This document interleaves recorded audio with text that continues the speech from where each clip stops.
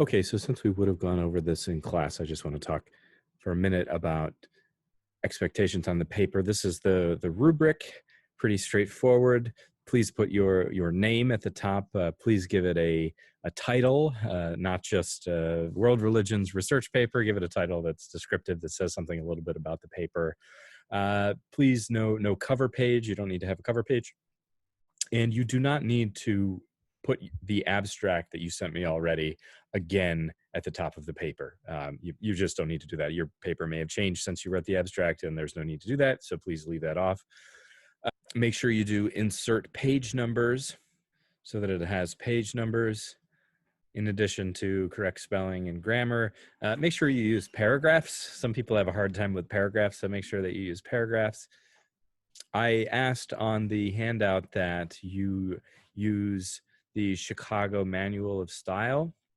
If you want to know how to do citations for that, there was a link on the handout, but you can find the Chicago Manual of Style online, and all you have to do is go to the Citation Quick Guide, Bibliography Style, and it explains to you how to do the bibliography and how to make footnotes. So it's fine to do footnotes like this. So all you have to do is, if you're when you're in your Word document, so you write a sentence and you need to give a citation for the sentence you wrote. So you give some piece of information, and so you got this from a book, let's say. So go to insert. So go up here to insert footnote. Just do it in regular numerals. Sometimes it's defaulted on one of these Roman numerals or something, but just do regular numbers. Insert, and then it automatically puts this at the bottom of the page. So following the short form citation here, let's say you got this from my book, imaginary book, name of the book, author's last name, name of the book, and then the page number. Okay, so that's it. Whenever you have something that needs attribution, a piece of information in your paper that you need to show where you got it from, just do the footnote. If you get a whole bunch of stuff, let's say you wrote a whole paragraph and then you wrote a whole long paragraph and it was all from 2 pages in the same book, it's fine just to, at the end of the paragraph, have one footnote. Just list the pages where you got it from in the book. And you can do a page range too. So if you got it from this page range, that's fine. You don't have to cite every sentence if it's all coming from the same place. And then at the very end, you give the full citation. So you have a bibliography or a work cited, and you give the full citation of the book or the article. So the way that you cite them are different. You give the full citation there, and the way to cite books, online sources, journals, everything is listed here on the Chicago Manual of Style online. In terms of where to go to actually find your stuff, hopefully you've already been looking a little bit, but from the library page, if you want to look for just ebooks that have information relevant to what you're doing, you can just find the ebooks right from the home search page of the library.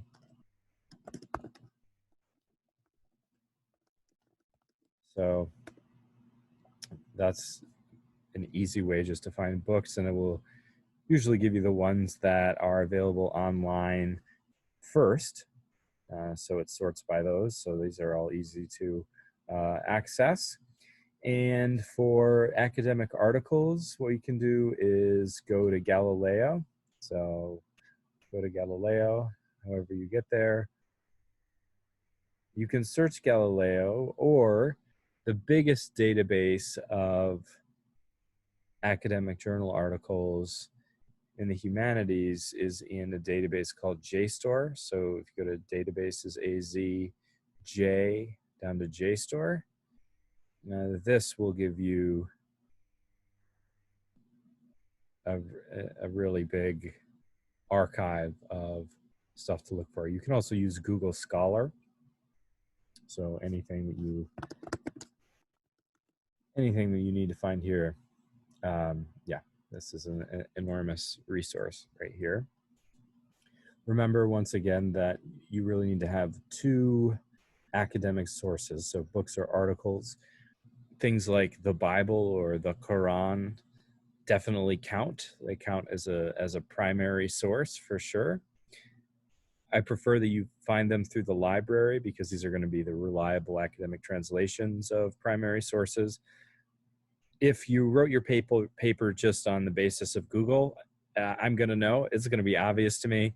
If you wrote a paper around the top 2 Google hit results for whatever your topic is, and then you went to JSTOR to find a couple articles that look like maybe you can stick them in the bibliography and footnote them somewhere and say a Hail Mary and it'll be fine.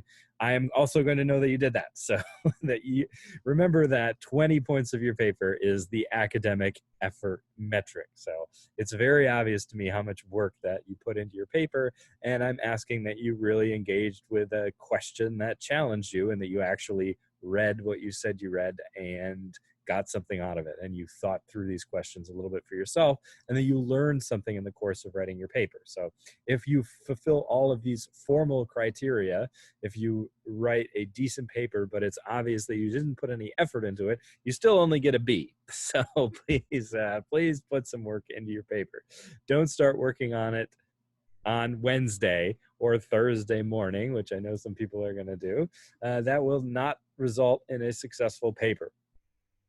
As I've said, and I tried to give everyone feedback on your abstract, you need to have a narrow question. So I am going to show in my paper that Buddhists believe many things about karma. That is not a narrow question. That is a broad question. You're concluding Buddhists believe many things about karma. Yes, well, okay. You haven't shown me that in the course of writing this paper, you did anything more than found an article and skim some stuff out of it, right? That takes you 2 hours maybe to do that. You're not going to get an A on a paper like that. Buddhists and Jains believe specifically contradictory things about karma, and it impacts their ways of reasoning about ethical choices in such and such a way. Hey, that's great. Very specific. Obviously, you had to put some work and thought into it.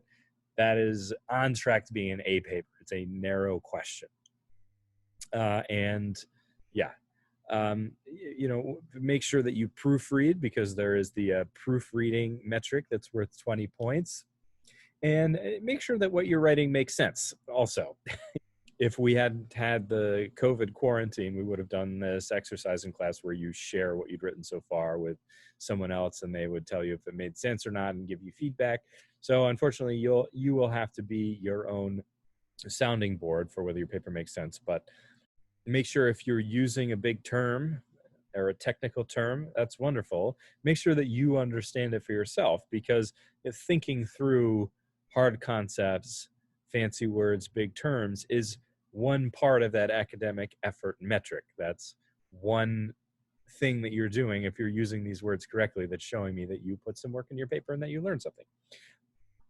So make sure that it makes sense to you, because if it doesn't make sense to you, it's probably not going to make sense to me. So make sure you proofread. Very important. People often ask me about if they can use the first person in writing their paper. The answer is yes. You can use things like, you can say things like, I will argue, I intend to show, as I have indicated above. That's all fine. My argument, my thesis, my contention. Sure, that's great. The thing that you have to avoid is editorializing. So remember that you are writing this paper as if it were itself a publishable academic paper. Everything is rooted in the evidence that you're bringing to bear. You're making an argument that you're laying out in the first paragraph of your paper.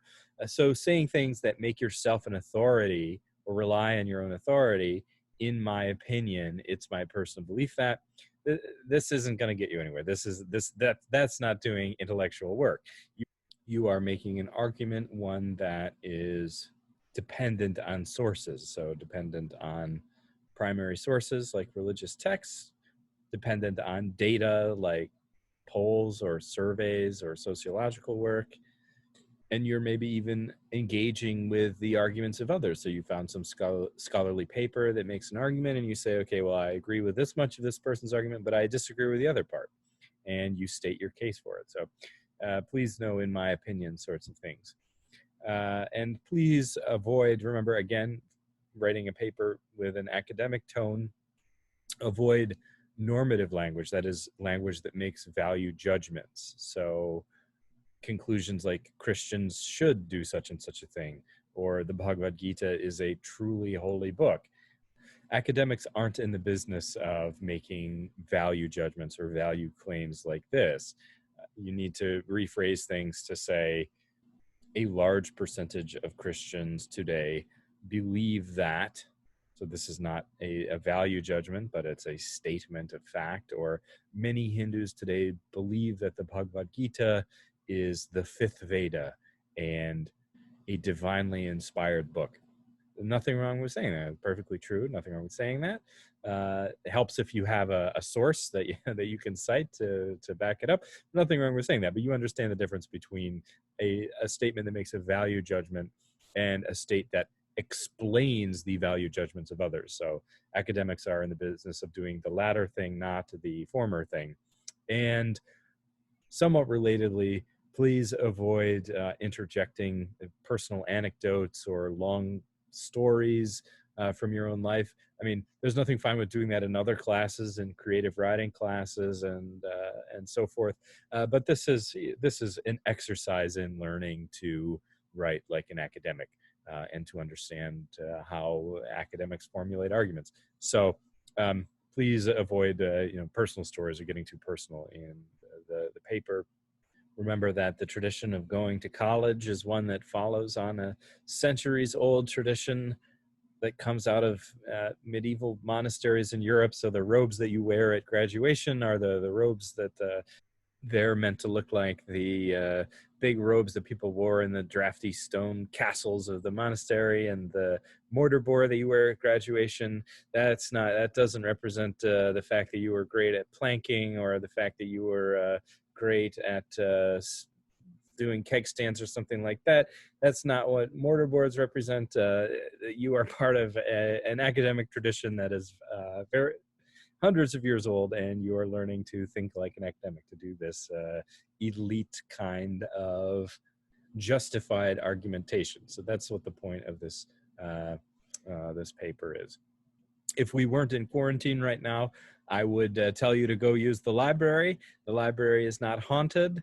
But I guess take this advice for the next paper you write when we're back on campus. But remember that the library itself is a great resource, and all of the books are organized by subject. So if you look up in the catalog one book that's relevant to what you're doing, you might go there and find it on the shelf, and then you find another book right next to it that's even better than the book that you had looked up. You might make some kind of magical discovery in the library, so don't be afraid of it. Maybe you'll find a treasure map. Who knows? Look at all that. Look at all this stuff. Okay, so yeah, email me if you have any questions.